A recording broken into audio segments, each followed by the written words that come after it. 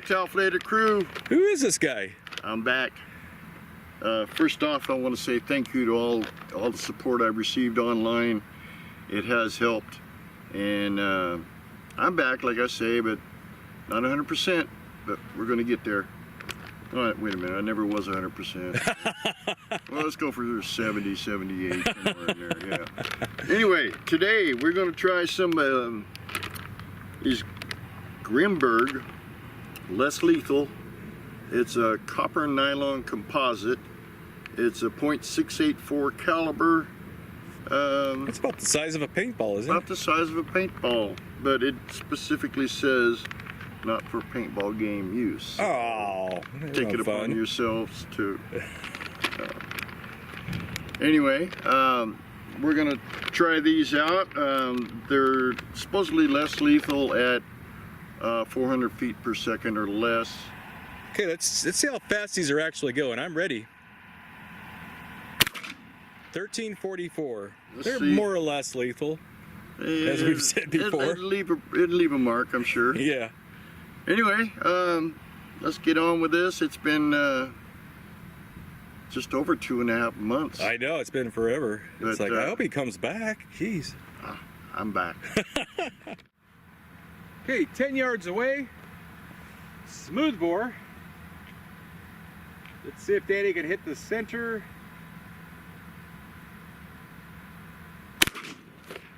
There you go.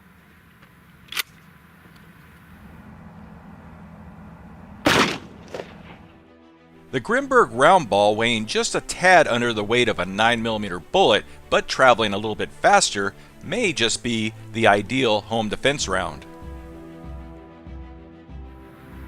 Okay, the first one went a little high, which light projectiles often do. So Danny's going to compensate a little bit for that. Whoa, look how the base didn't even move. That was impressive. I had a fly landed right on the sight just as I pulled the trigger.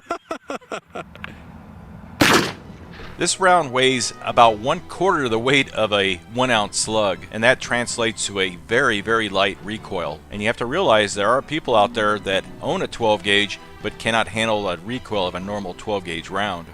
Let's see if it goes through the Hong Kong body armor. This is 8mm thick. Alright, here we go. Ooh.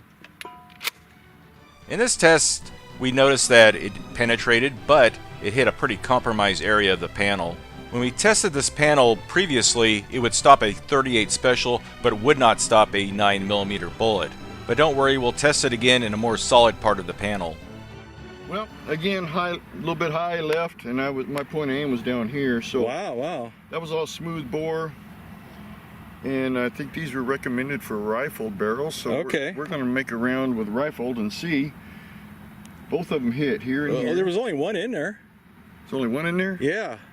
Must have been the wad then. Oh, I think there was already a hole there.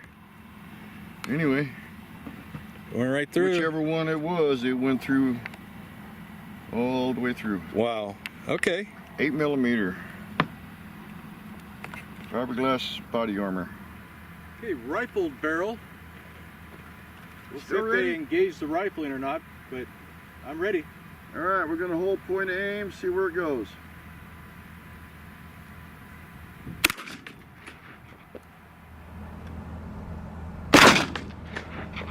In this test, Danny hit a clean area of the panel, and the panel had no problem stopping it. And this makes sense because the Grimburg is a large diameter projectile, but this may control over penetration. All right, it definitely likes, so far it likes the rifle barrel better.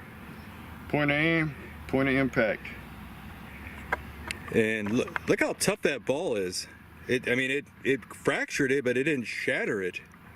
It's what, nylon with copper? Yeah. All that copper dust in the nylon? Yeah, those suckers are tough.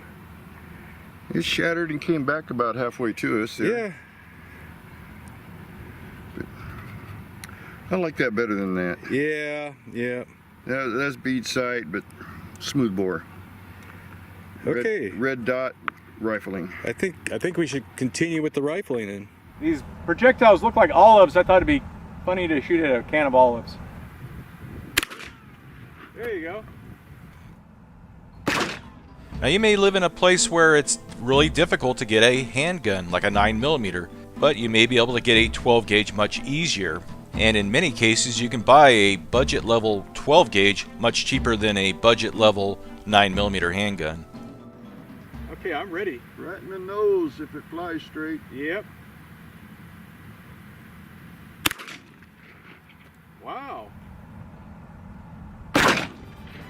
Now for a lot of people, just aiming a 12 gauge shotgun is a lot easier than aiming a handgun. Now for some reason people think that you don't have to aim a 12 gauge shotgun. I don't know where that rumor comes from, but a lot of people do believe that. But it is a lot easier to get a shot on target with a shotgun than with a handgun. Man, you're good. I bet you're good at puzzles too. Humpty Dumpty. Yeah. Yeah, looks like point of impact was right here. It's pretty much my point of aim. Couldn't tell what this was. Is that a nose or? I think that was a nose, yeah. I couldn't tell if it was a nose or a booger hanging down there. But here's our exit. And here's the damage it did.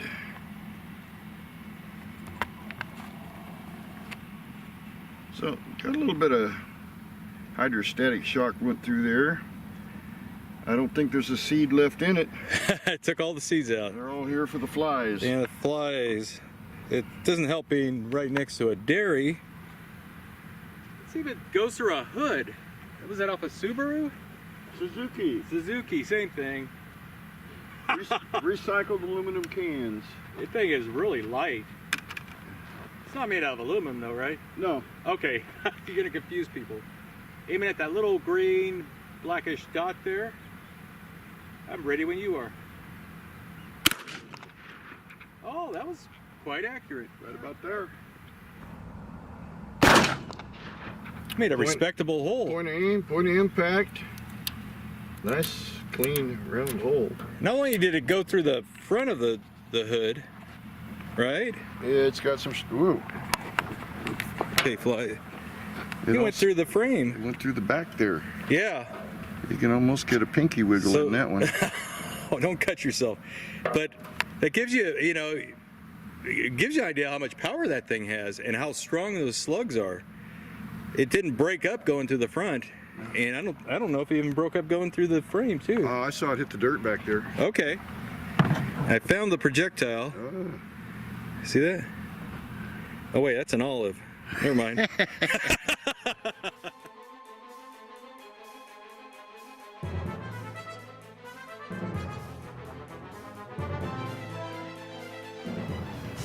All right, we've got a target set up there with about a 12-inch circle at 50 yards. I've got 7 rounds loaded. This is my exercise. I heard that your wife's been punching your shoulder to build up your tolerance for recoil. Is that true? Right. Has that helped you?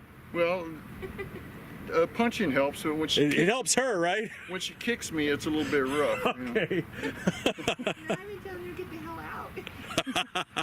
You tell me, get out of the house, go do something. So here we are. Okay. There we go.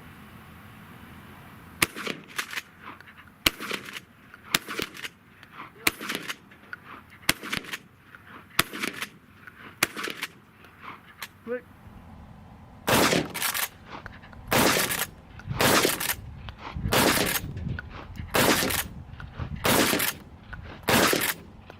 All right, guys. Well, I gotta say, just having had surgery, it had several ribs cracked, and they're still tender and sore. I did not feel a thing with this load. 50 yards, standing, trying to keep it in the 12, 14-inch circle. 5 out of 7 are in there. So, if you got cracked ribs, oh, found one. All right. Those things are very tough. Had one bounce back. It's got a little scuff on it. That's probably one that hit one of the ribs on the back and bounced back out.